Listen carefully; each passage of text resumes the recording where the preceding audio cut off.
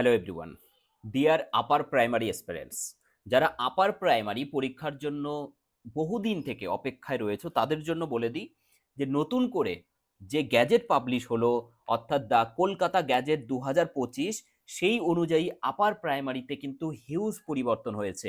কি কি পরিবর্তন, নম্বর বিভাজনে কি পরিবর্তন, নিয়মে কি কি নতুন পরিবর্তন হয়েছে, সবকিছু নিয়ে বিস্তারিত আলোচনা করব।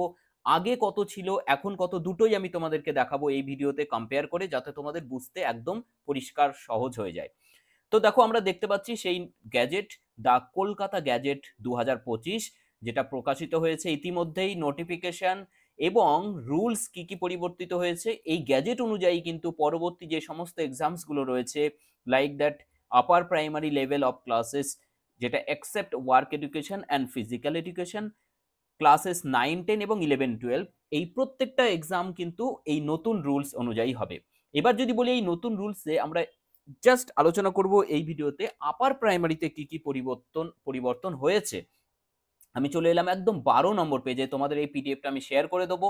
অবশ্যই তোমরা এখানে দেখবে যে দেখো, selection to the post of assistant teacher for upper primary level of classes shall be made on the basis of, কি কি বিষয়ের উপরে বেস করে এখানে আমাদের হচ্ছে দেখো, marks obtain on academic score, TET weightage, marks in written examination. এই রিটেন এক্সামিনেশনটা কিন্তু একদম নতুন করে ঢোকানো হয়েছে এবং এটার মার্কস কিন্তু অনেকটা রয়েছে।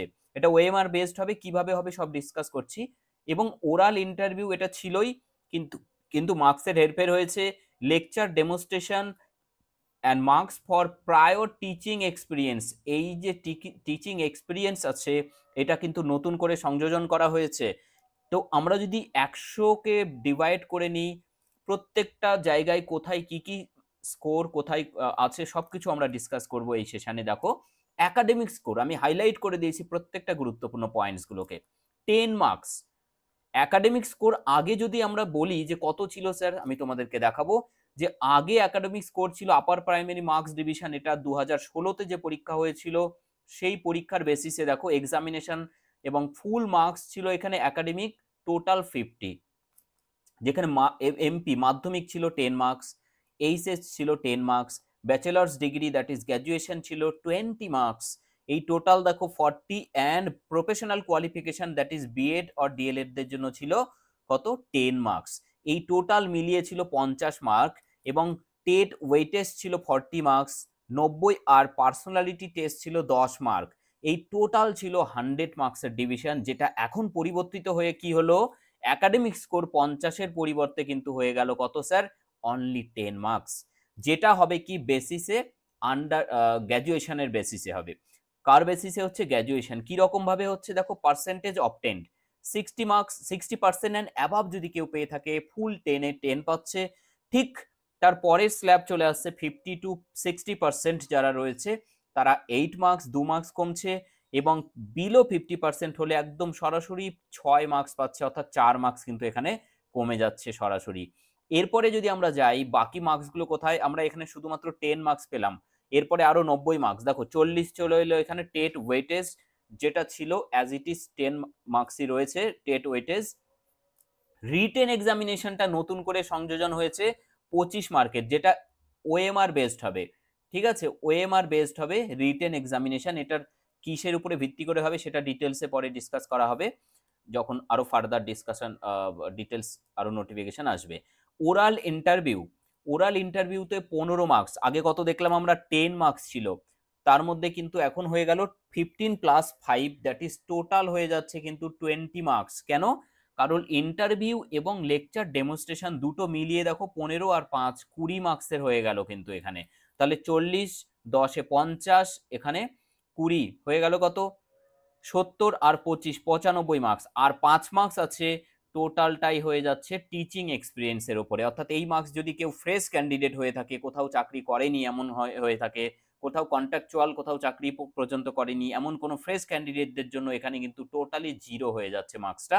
এটা খুবই একটা খারাপ একটা বিষয় যারা ফ্রেশ ক্যান্ডিডেট তাদের জন্য।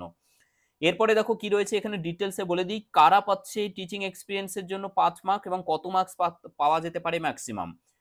At the upper primary level, in the government of or government aided or government sponsored স্কুলে যারা চাকরি করেছে 1 বছরের জন্য 1 মার্কস, 2 বছরের জন্য 2 মার্কস, এইভাবে 5 বছর কেউ চাকরি করে থাকলে 5 মার্কস পাবে। সেটা হতে পারে permanent based or contractual based, বা সে যদি 5 বছরের বেশিও চাকরি করে থাকে কিন্তু তিনি কিন্তু 5 মার্কসই ম্যাক্সিমাম পেয়ে থাকবেন। ঠিক আছে, তো এই হচ্ছে মার্কস ডিভিশন।